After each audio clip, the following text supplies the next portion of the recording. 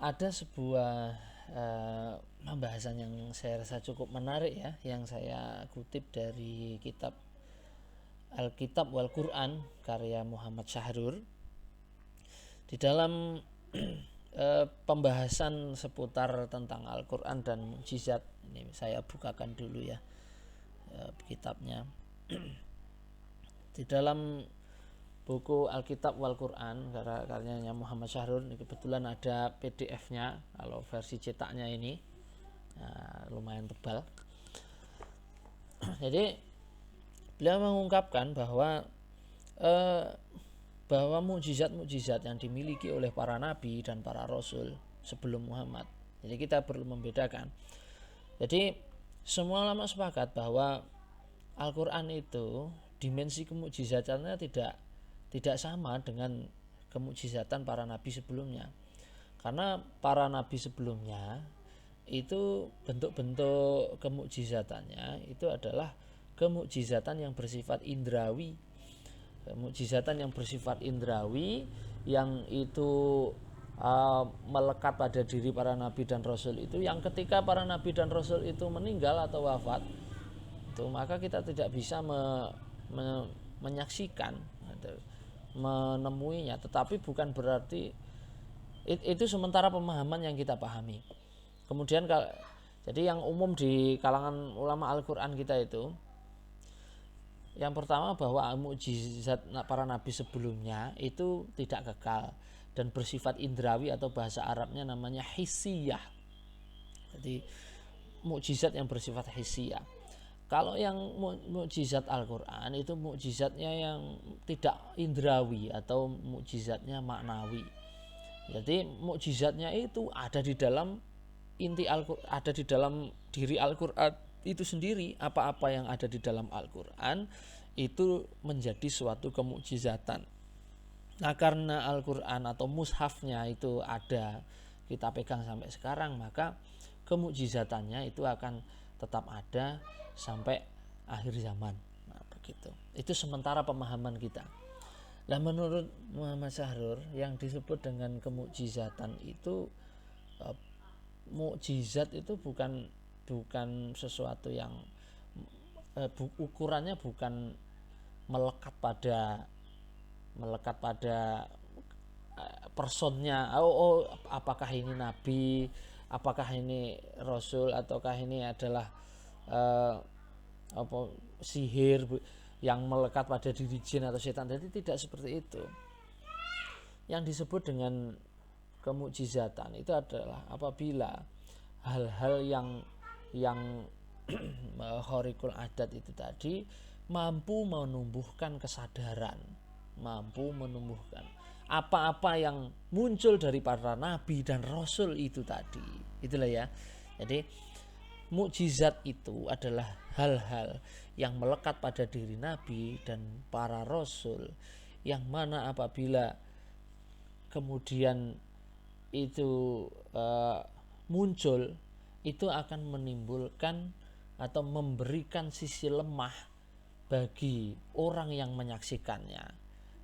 Lalu dari mendeskripsikan kelemahannya atau menyadari akan kelemahannya ini, dia lalu kemudian membenarkan atas kekuasaan atau kebenaran dari Allah itu.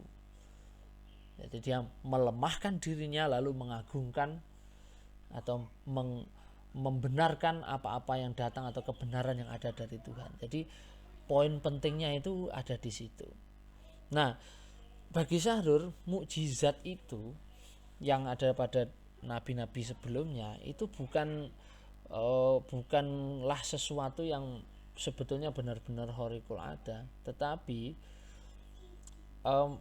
ada hukum-hukum kausalitas atau hukum-hukum alam yang mungkin belum diketahui, yang mungkin tidak diketahui atau belum dipelajari oleh manusia, sehingga kelihatan luar biasa.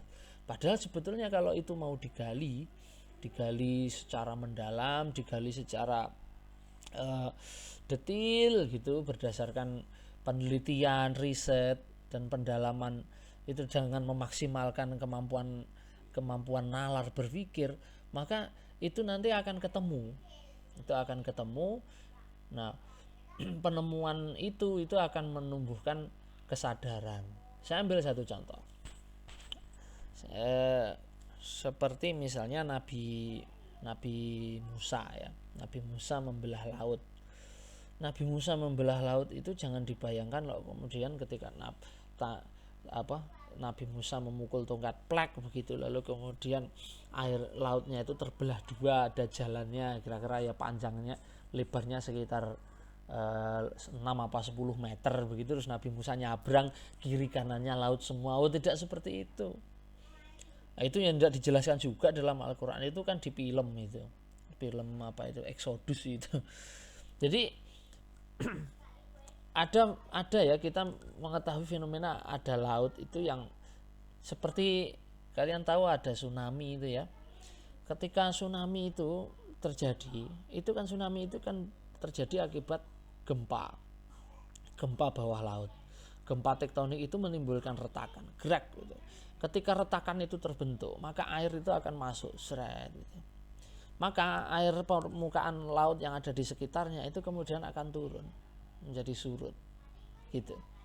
Surut itu kan dulu waktu tsunami 2004 ya, 2004 itu kan dia air laut di Aceh itu surut ketika terjadi gempanya, itu surut gitu. Nah, ikan-ikan itu kelapa gitu. Ada sebagian orang itu yang kemudian datang untuk airnya surut cari ikan. Nah, ternyata setelah beberapa menit, retakan yang ada rongganya tadi itu, jurang di laut itu yang kemasukan air lah pehyuk begitu, lalu kemudian membentuk gelombang. Nah, gelombang inilah yang lalu kemudian disebut dengan gelombang tsunami. Jadi itu bisa dideteksi semacam itu ya, meskipun kita tidak tahu kepastiannya seperti apa ya, tapi deteksi itu bisa kita dilakukan. Artinya bisa jadi pada zaman Fir'aun itu ketika Nabi Musa disuruh untuk memukul tongkatnya, itu bukan kok tongkatnya itu yang membelah laut, itu bukan, tapi hukum alam yang lain itu bekerja menurut kehendak Allah itu, sehingga dia bisa terlihat seperti apa yang kemudian diinginkan oleh Allah. Nanti lautnya itu kemudian surut, terbelah, habis itu terjadi gelombang lagi, peyuk seperti itu. Nah, ketika kita bisa menyadari hal seperti itu, ternyata luar biasa itu hukum alam bekerja ini, Allah luar biasa. Nah, hal-hal yang semacam itulah yang kemudian menumbuhkan kesadaran bahwa inilah bentuk kekuasaan Allah yang kita manusia ini tidak bisa apa-apa. Nah, itulah yang kemudian pemahaman seperti itulah yang disebut dengan kita memahami mukjizat itu. Dan masih banyak lagi hal-hal yang belum tersentuh oleh nalar kita, termasuk misalkan tentang Isra Mi'raj ya, walaupun ada sedikit yang sudah mencoba mendeteksi sebetulnya apa tuh Isra Mi'raj itu.